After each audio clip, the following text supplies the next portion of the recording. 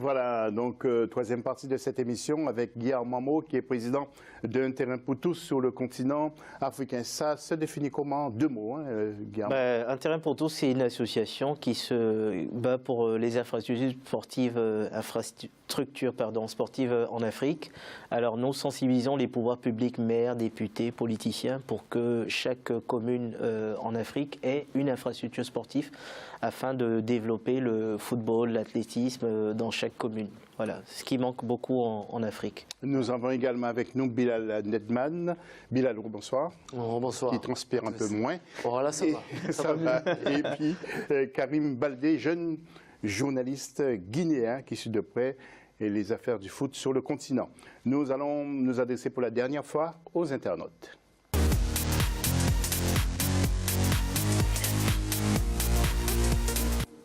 Et que pensez-vous justement de ce tirage au sort de la Coupe du Monde de 2018 en Russie? Vous n'hésitez pas, donc c'est la dernière partie. Vous nous appelez ou vous intervenez en masse sur nos réseaux sociaux. Et tout de suite, nous parlons de football international.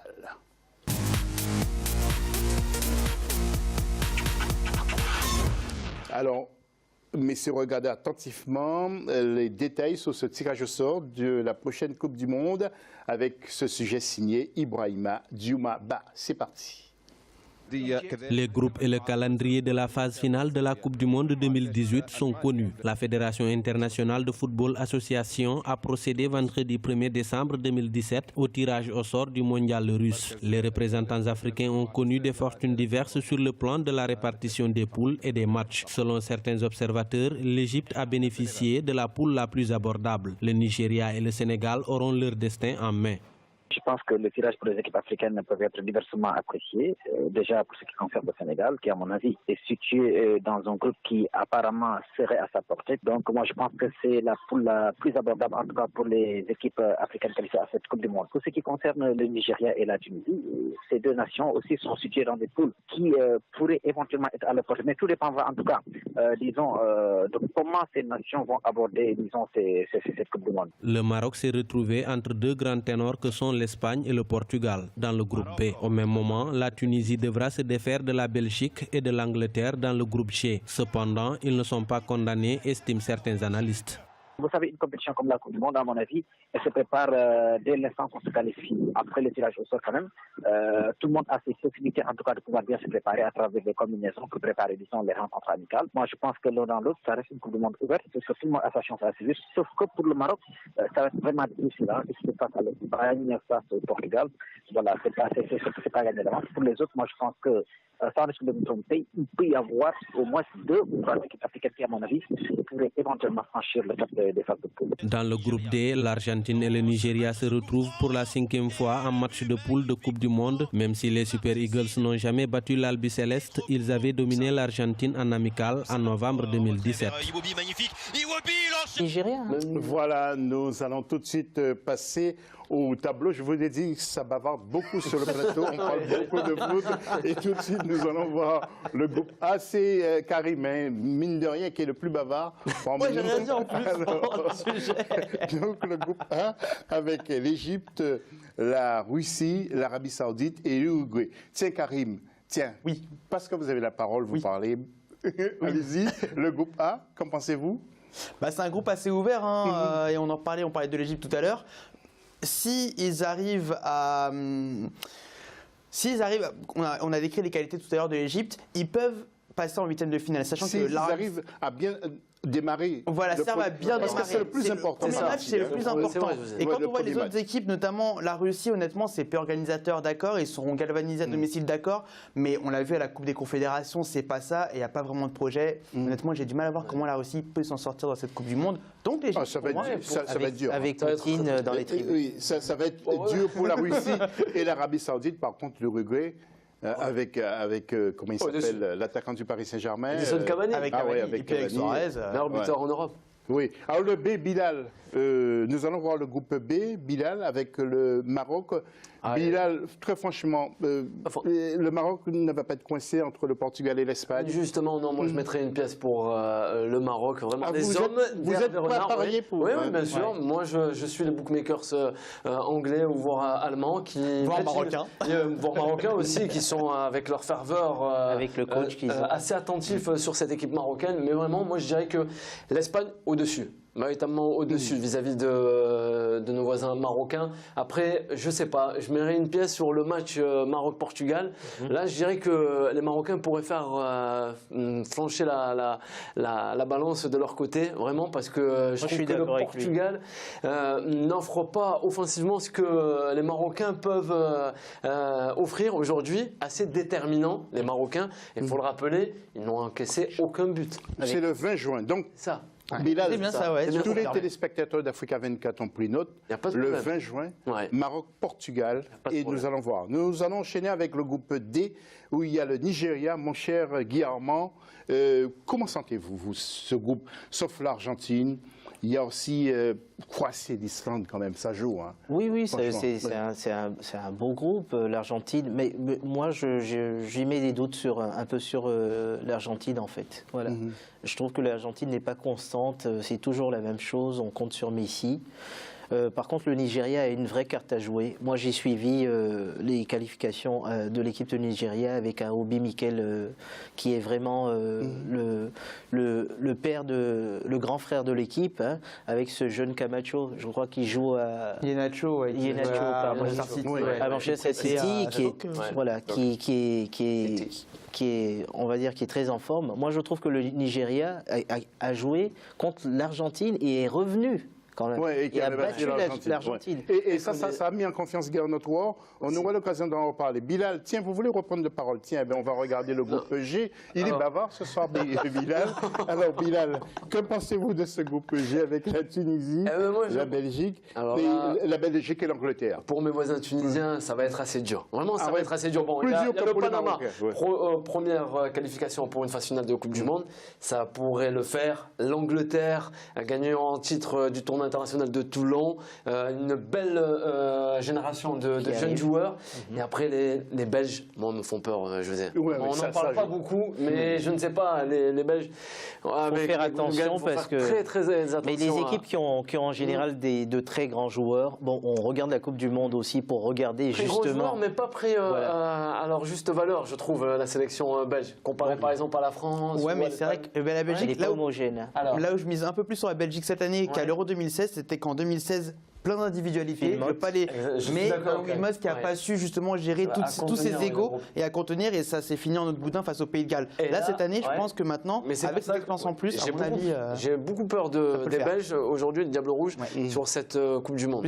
Et le groupe H maintenant pour terminer, avec Karim, le Sénégal, je trouve que c'est pas mal, hein, entre la Pologne, la Colombie et le Japon. Ah oui, le Sénégal qui était dans le chapeau 3 s'en sort très bien. Ouais, c'est pas mal. Ouais. Ça donne beaucoup d'espoir à certains confrères. La Pologne, attention. Attention, la Colombie, c'est vrai, avec leur effectif de qualité. La Pologne aussi avec Lewandowski. Mais moi, je pense que le Sénégal a quand même sa carte à jouer dans ce groupe-là. Ils arrivent à être sérieux du début à la fin. Parce qu'on sait ce que c'est parfois que les sélections africaines, quand ils arrivent en Coupe du Monde, où c'est un peu le bazar. Le problème du Sénégal, c'est, on l'a vu en Coupe d'Afrique, on a un grand effectif. Ils ont le jeu, ils ont toutes les cartes en main. Mais ils n'arrivent pas à passer à une étape supérieure. Ça veut dire que je pense qu'il y a un complexe et il faut qu'ils arrivent à le dépasser. Oui. Messieurs, nous allons retrouver les réactions et puis vous allez pouvoir intervenir, échanger entre vous. Alors peut-être, nous allons quand même lancer le jingle débat éventuellement et puis après nous aurons les réactions. Jingle débat.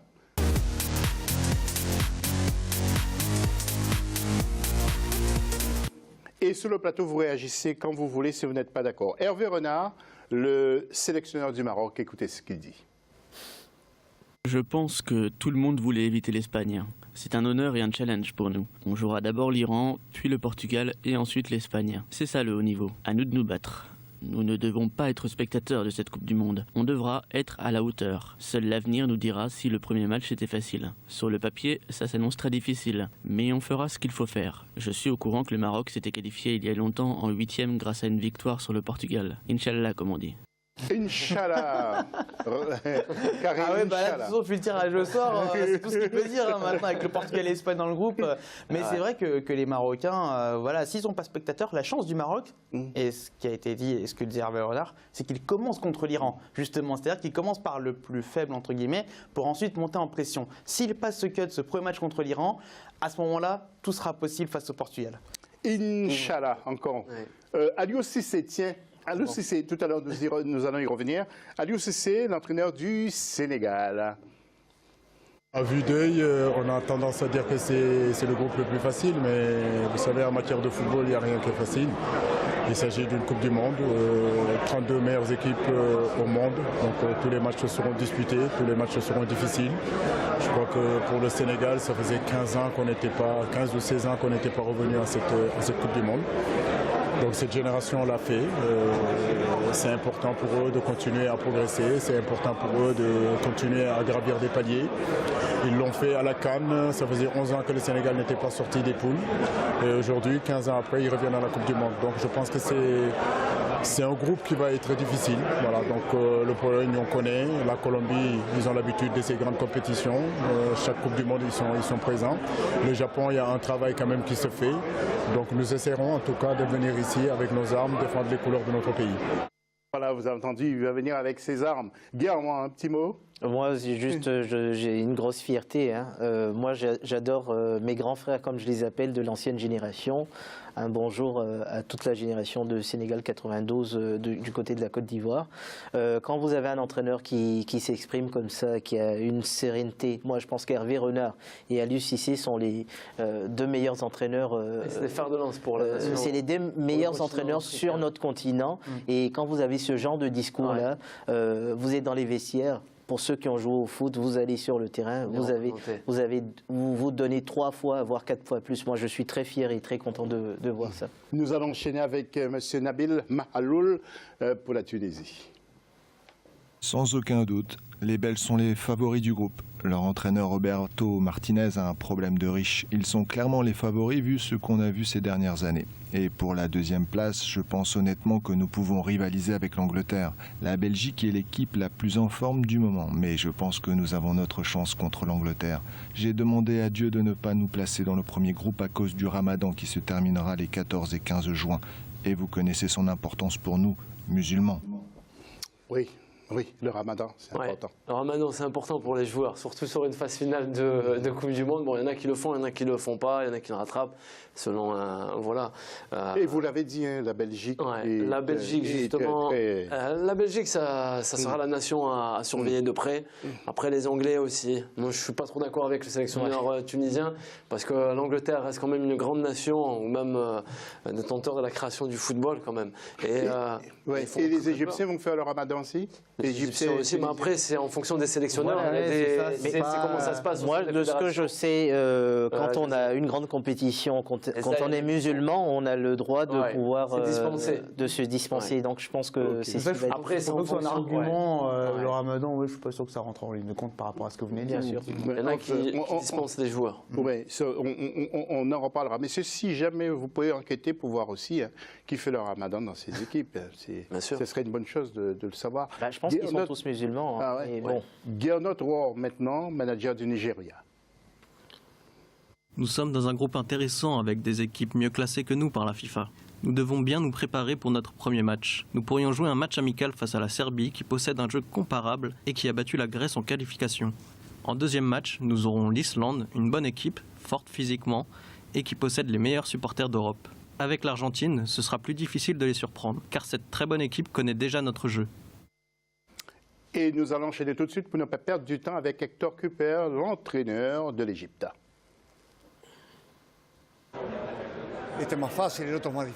Je ne peux pas vous dire si les matchs seront faciles ou difficiles. Toutes les équipes se valent et vont batailler. C'est la compétition. Chaque équipe a ses qualités et nous nous battrons comme on pourra. Lo tiene más fácil, yo creo que es un gran error. Nadie tiene fácil en una competición donde están las mejores selecciones del mundo. Alors, messieurs, on parle beaucoup de l'Allemagne, de l'Espagne, les favoris, ou l'équipe de France, mais jamais du Brésil. Pourquoi? Bonne question. Pour moi, le Brésil est le favori de cette Coupe du Monde, mais voilà, je ne comprends pas pourquoi. Tiens, je crois la dernière des Coupe du Monde. Moi, ça vous fait rire parce que vous n'avez pas confiance non plus. Non, au contraire, je suis d'accord avec lui. Je pense que le Brésil, pour moi, est le favori. En fait, je vais juste faire un récapitulatif. L'ancienne Coupe du Monde, le sélectionneur a pris des joueurs qui n'étaient pas, on va dire, aptes pour moi, qui ne devaient pas être là. Parce que des Coutinho, on a Coutinho, on avait beaucoup de joueurs qui n'étaient pas là, qui reviendront. Donc je pense que cette année, la génération qui arrive brésilienne, c'est une bonne génération, mais je pense que pour moi, le Brésil est favori. Thiago Silva a sa place ou pas en défense? Oui. S'il ne pleure pas pendant les tirs au but dans la Coupe du Monde, je le mettrai pas. Oui, mais en fait non. Du coup, justement, à cause de ça, parce que il faut, enfin, je trouve que on est dans, bon, c'était il y a 4 ans, hein, c'est ça. Et maintenant, par rapport à ce que je vois au PSG. Je pense que Marquinhos est en train de prendre le pas. Il y a d'autres défenseurs dans d'autres championnats. Et alors, le Brésil a un vivier. Thiago a voulu nous parler justement de cette Coupe du Monde. Thiago Silva. Je crois que le Brésil est toujours favori comme les grandes sélections, comme l'Espagne, l'Angleterre, l'Allemagne. Mais c'est toujours difficile de étudier qui va gagner. J'espère qu'on peut se préparer bien pour ce mondial-là et d'y arriver plus loin possible parce que c'est notre rêve de porter sa Coupe du Monde au Brésil.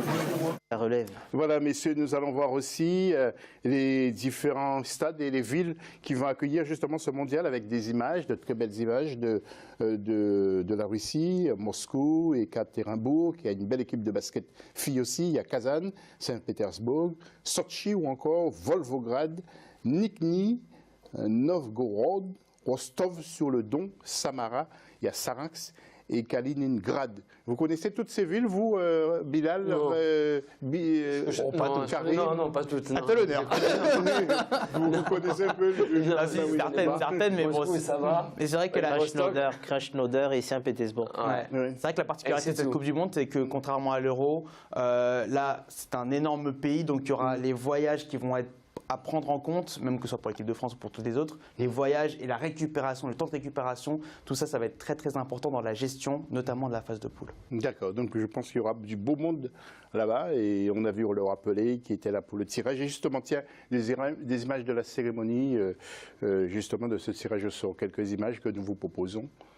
Pour vous téléspectateurs donc d'Africa 24 avec l'Égypte, on voit son entraîneur qui était là, qui attendait la Tunisie, bien entendu, toutes nos sélections, hein, a priori, Sénégal aussi. Je sais que Biram est à fond derrière son équipe. C'est un de nos réalisateurs. Il y a Hervé Renard, et puis pour le Nigeria, nous allons voir sans doute Gernot Rohr. Non, on ne l'a pas vu, tant pis. Alors messieurs, qu'est-ce que vous voulez rajouter dans cette émission? Moi j'aimerais... nous faisons un tour de table. Voilà, moi j'aimerais juste lancer un cri de cœur à nos dirigeants de fédération et surtout les ministères des Sports. En parlant de la Libye, on n'en a pas assez parlé. La Libye, il faut savoir que les immigrés, on va dire 40% des immigrés en Libye sont des jeunes footballeurs. Ils passent par l'Espagne, par le Maroc, par la Libye pour aller dans un autre Eldorado. Donc il faut valoriser le championnat national, pouvoir donner des salaires décents et rehausser le football local. Voilà. Karim, rapidement, parce qu'on me demande désolé, mon sujet sera beaucoup plus futile par rapport à la Libye, mais pour revenir sur le tirage au sort, on n'a pas parlé de la France. C'est vrai que franchement, ils ont eu une énorme chance encore une fois au tirage, et ça a souligné parce qu'un groupe avec l'Australie, le Pérou et le Danemark, c'est quand même quasiment donné, mais attention quand même. Voilà, Bilal, rapidement. Rapidement, ben pourquoi pas. Une équipe africaine dans le dernier carré, ça serait pas plus mal pour tous les amoureux du football. Et pour la question, et je remets l'antenne tout de suite après, l'Égypte, il y a un Twitter, Ibrahima, qui nous dit sur Twitter, pour l'Égypte, ça va être un peu difficile, car elle aura le pays organisateur, la Russie. Et puis un autre téléspectateur nous dit sur Twitter, le Sénégal a toutes ses chances avec une poule moins difficile que les sélections africaines. Merci à tous ceux qui nous ont suivis pour cette nouvelle émission, et merci aussi à tous ceux qui ont participé à cet AFC. On se retrouve lundi prochain. Bonne soirée sur Africa 24.